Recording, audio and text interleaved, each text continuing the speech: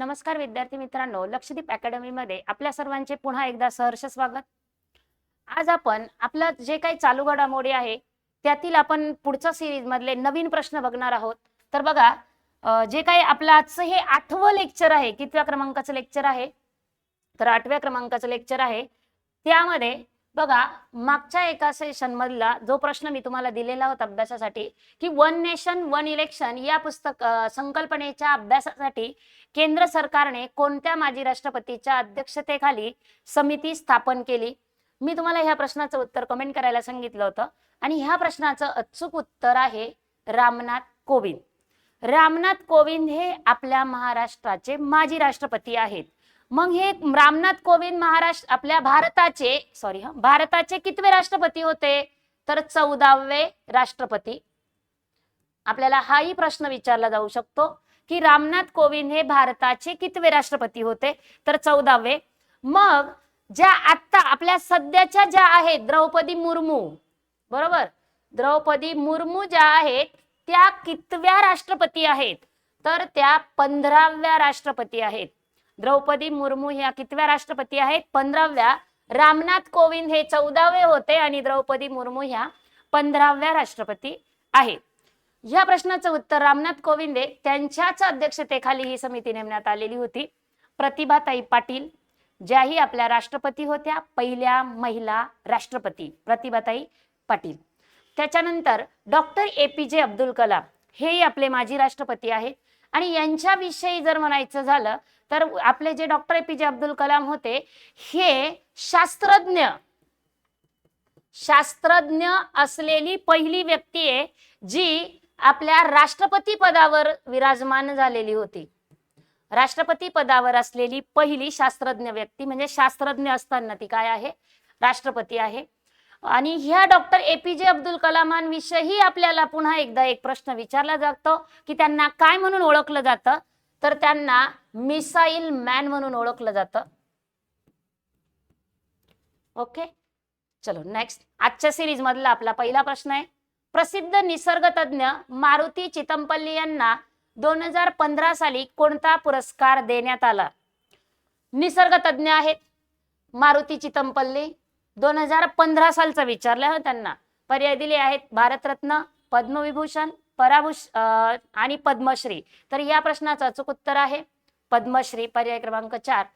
बघा, आपल्या भारतातला सर्वोच्च पुरस्कार कोणता तर आपल्याला त्याचं उत्तर देता आलं पाहिजे की भारतरत्न हा भारतातील सर्वोच्च पुरस्कार आहे, भारतरत्न। नेक्स्ट, महिला क्रिकेट विश्वकप 2025 चा विजेता कोणता देश ठरला। महत्वाचा प्रश्न आहे आणि याच्यावर आपल्याला परीक्षेला हमखास प्रश्न येणार म्हणजे येणार। मग 2025 चा क्रिकेट विश्वकप जिंकणारा संघ आहे भारत, दक्षिण आफ्रिका, ऑस्ट्रेलिया की पाकिस्तान। तर याचं उत्तर आहे बाळांनो भारत। मग भारत हा विजेता आहे तर उपविजेता कोण, मग उपविजेता विचारलं तर उत्तर येत आहे दक्षिण आफ्रिका, कारण महिला क्रिकेट विश्वकप 2025 विजेता संघ आहे भारत, उपविजेता आहे दक्षिण आफ्रिका। मग भारत आणि आफ्रिका यांच्यामध्ये सामना झालेला होता। मग या ज्या काही स्पर्धा झाल्या याच्यामध्ये किती संघांनी सहभाग घेतलेला होता तर 8 संघांनी सहभाग घेतलेला होता। या स्पर्धा कधी झाल्या होत्या तर 30 सप्टेंबर ते 2 नोव्हेंबर या कालावधीच्या दरम्यान या स्पर्धा आयोजित करण्यात आलेल्या होत्या। भारत दक्षिण आफ्रिका यांचा सामना झाला होता DY पाटील स्टेडियम। नेक्स्ट, भालाफेकपटू नीरज चोप्राला भारतीय लष्करात कोणता मानद किताब देण्यात आला। नीरज चोप्रा जे आपले भालाफेकपटू आहेत त्यांना लष्करात कोणता मानद किताब देण्यात आला। पर्याय दिले आहेत admiral of fleet, lieutenant colonel, field marshal आणि चौथा पर्याय दिलेला आहे ग्रुप कॅप्टन। तर बाळांनो, नीरज चोप्रा या भालाफेकपटूला लष्करात लेफ्टनंट कर्नल हा किताब देण्यात आला। आपल्या प्रश्नाचं उत्तर आहे लेफ्टनंट कर्नल, पर्याय क्रमांक 2। बघा, पुढचा महत्वाचा प्रश्न, याच्यावरही आपल्याला प्रश्न विचारला जातो। 2024 चा महाराष्ट्र भूषण पुरस्कार कोणाला देण्यात आला। पर्याय दिलेले आहेत अशोक सराफ, आप्पासाहेब धर्माधिकारी, रावसाहेब बोराडे आणि चौथा पर्याय दिलेला आहे राम सुतार। मग 2024चा पुरस्कार विचारला आहे तर याचं उत्तर आहे राम सुतार. 2024चा पुरस्कार कोणाला देण्यात आला? राम सुतार यांना देण्यात आला. कोणता? महाराष्ट्र भूषण पुरस्कार. 2024चा जर राम सुतार यांना देण्यात आला तर मग 2023चा कोणाला देण्यात आला? ओके, 2024चं उत्तर आहे आपलं राम सुतार. मग 2023चा कोणाला देण्यात आला तर तो देण्यात आला अशोक सराफ यांना. अशोक सराफ यांना. आता राम सुतार यांना त्यांच्या शिल्प जे काही कला आहे शिल्पकला त्याच्यासाठी देण्यात आला. अशोक सराफ यांना त्यांच्या अभिनयासाठी देण्यात आला. मग 2022ला कोणाला देण्यात आला तर तो देण्यात आला आप्पासाहेब धर्माधिकारी. आप्पासाहेब धर्माधिकारी यांना 2022 मध्ये महाराष्ट्र भूषण पुरस्कार देण्यात आला त्यांच्या समाजसेवा या क्षेत्रासाठी. तसेच 2021 साली महाराष्ट्र भूषण पुरस्कार देण्यात आला आशा भोसले यांना. आशा भोसले यांना त्यांच्या संगीत क्षेत्रासाठी, गायनाच्या क्षेत्रासाठी. बघा आपल्याला 2024 विचारलं होतं, आपण सिरियली मागे बघत गेलो. 2024, 23, 22 आणि 21. पर्याय आहे 24 चे राम सुतार, 23 चे आहेत अशोक सराफ आणि 2022 चे पुरस्कार विजेते आहेत अप्पासाहेब धर्माधिकारी आणि 2021 चे आहेत आशा भोसले. चलो, हे सगळं आपल्याला पाठ करून ठेवायचंय, परीक्षेला हमखास विचारलं जाणार म्हणजे जाणार. बघा नेक्स्ट, 2025चा रॅमन मॅग्सेस पुरस्कार भारतातील कोणत्या स्वयंसेवी संस्थेला देण्यात आला? 2025चा रॅमन मॅग्सेस पुरस्कार अतिशय महत्वाचा प्रश्न आहे, येणार हाही प्रश्न आपल्याला हमखास परीक्षेला येणार आहे, IMP करायचा आहे. कोणत्या संस्थेला देण्यात आला आहे भारतातील असं विचारले. पर्याय दिलेले आहेत एज्युकेट गर्ल्स, प्रथम, निमहंस आणि स्माइल फाउंडेशन. तर या प्रश्नाचं उत्तर आहे एज्युकेट गर्ल्स, पर्याय क्रमांक 1. आणि पुरस्कार कोणता आहे? 2025चा रॅमन मॅग्सेस पुरस्कार. रॅमन मॅग्सेस हे पुरस्कार ज्याला आशियाचा नोबेल म्हटलं जातंय. कोणाचा नोबेल म्हटलं जातं? आशियाचा नोबेल किंवा आशियातील नोबेल कोणाला म्हटलं जातं? रॅमन मॅग्सेस पुरस्काराला. बघा आपण जसं आधीच्याही प्रश्नामध्ये महाराष्ट्र भूषण आपण त्याचे ऑप्शन पर्यायी क्लिअर करतो आणि त्याचबरोबर इतर माहिती असलेली किंवा अगोदरचे वर्ष, पुढे येणारे वर्ष याविषयी माहिती बघतो.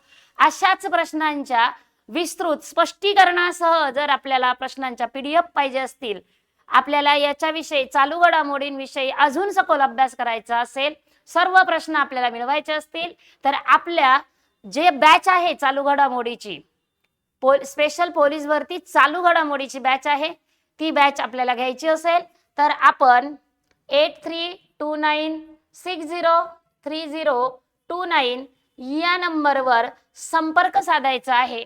आपल्याला तिथे लिंक पाठवली जाईल आणि सर्व याच्या ज्या प्रश्न आहे त्या सर्व प्रश्नांचे आपल्याला PDF स्वरूपात नोट्स मिळतील आणि लेक्चरही तिथे आपल्याला बघायला मिळणार आहेत.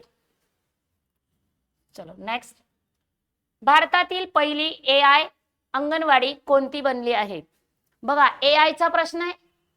अगोदरच्या एका सिरीजचा जे काही आपलं लेक्चर झालं त्याच्यामध्ये हा प्रश्न आलेला होता आणि AI वर सुद्धा आपल्याला ह्या वर्षी प्रश्न येणार म्हणजे येणार, 100% येणार. मी गॅरंटी देऊन सांगते की AI वर आपल्या कोणत्या ना कोणत्या जिल्ह्यात आपल्याला प्रश्न विचारला जाणारच आहे.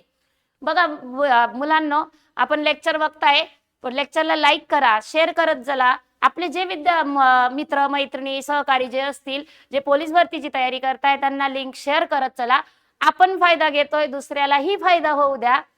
ज्ञान दिल्याने वाढतं, कमी होत नाही. तर लिंक शेअर करा आणि पटापट आपल्या लेक्चरला लाईक करायचंय, शेअर करायचंय.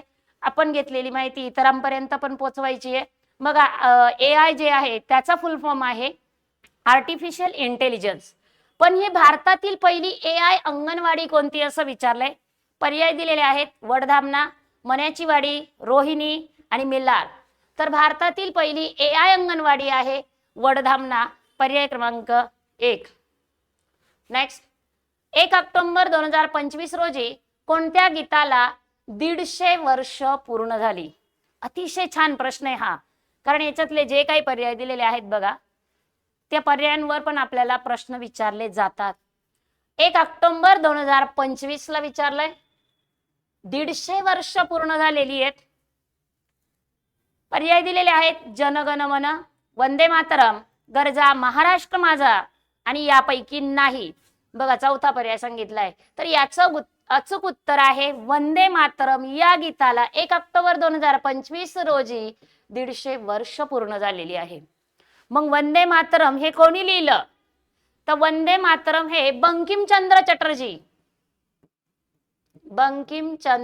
चटर्जी यांनी लिहिलेलं आहे. पुन्हा आपलं जे काही जनगण मन म्हणतोय आपण, राष्ट्रगीत आपलं, ते कोणी लिहिलंय? रवींद्रनाथ टागोर. आपल्याला विचारलं जातं या प्रश्नांची उत्तरं. पुन्हा बघा पर्याय क्रमांक 3 दिलेला आहे, गरजा महाराष्ट्र माझा, जे आपलं महाराष्ट्राचं राज्यगीत आहे. महाराष्ट्र राज्यगीत, गरजा महाराष्ट्र माझा, याच्यावर प्रश्न विचारला जातो की हे किती मिनिटात गायलं? तर 1.41 मिनिटं. ओके, 1.41 मिनिटे. नेक्स्ट, जगातील सर्वात उंच कमानी पूल, चिनाब रेल्वे पूल, कोणत्या राज्यात उभारण्यात आला आहे? पर्याय दिलेले आहेत उत्तराखंड, सिक्कीम, जम्मू काश्मीर आणि चौथा पर्याय दिलेला अरुणाचल प्रदेश. तर जगातला सर्वात उंच कमानी पूल, चिनाब रेल्वे पूल कोणत्या राज्यात उभारण्यात आला आहे? तर पर्याय क्रमांक 3 हे या प्रश्नाचं अचूक उत्तर आहे. जम्मू काश्मीर येथे हा पूल उभारण्यात आलेला आहे. नेक्स्ट, 2025च्या प्रजासत्ताक दिन सोहळ्याचे प्रमुख पाहुणे कोणत्या देशाचे राष्ट्राध्यक्ष होते? आता आपल्याला कधी विचारलं जातं त्या व्यक्तीचं नाव. आता ह्या प्रश्नामध्ये विचारलंय आपल्याला की 2025चा जो प्रजासत्ताक दिन झाला, प्रजासत्ताक दिन कधी असतो? 26 जानेवारीला. स्वातंत्र्य दिन कधी असतो? 15 ऑगस्टला. आता आपल्याला इथे 26 जानेवारी प्रजासत्ताक दिन विचारलाय. त्या प्रजासत्ताक दिनी जे आपले पाहुणे होते ते पाहुणे कोणत्या देशाचे राष्ट्राध्यक्ष होते? पर्याय दिलेले आहेत फ्रान्स, इजिप्त, रशिया आणि इंडोनेशिया. तर या प्रश्नाचं अचूक उत्तर आहे पर्याय क्रमांक 4 इंडोनेशिया, जे आपल्या 2025च्या प्रजासत्ताक दिनाचे प्रमुख पाहुणे होते. चलो, तर नेक्स्ट आहे आपला पुढचा प्रश्न. 2025च्या आसियान शिखर परिषदेचे आयोजन कोणत्या देशात करण्यात आले होते? पर्याय दिलेले आहेत मलेशिया, भारत, सिंगापूर आणि थायलंड. बघा छान प्रश्न आहे हा. याही प्रश्नाचं उत्तर तुम्ही मला कमेंट बॉक्स मध्ये कमेंट करायचंय. आपण पुन्हा अशाच नवीन प्रश्नांसह पुन्हा एकदा भेटूया. तोपर्यंत धन्यवाद.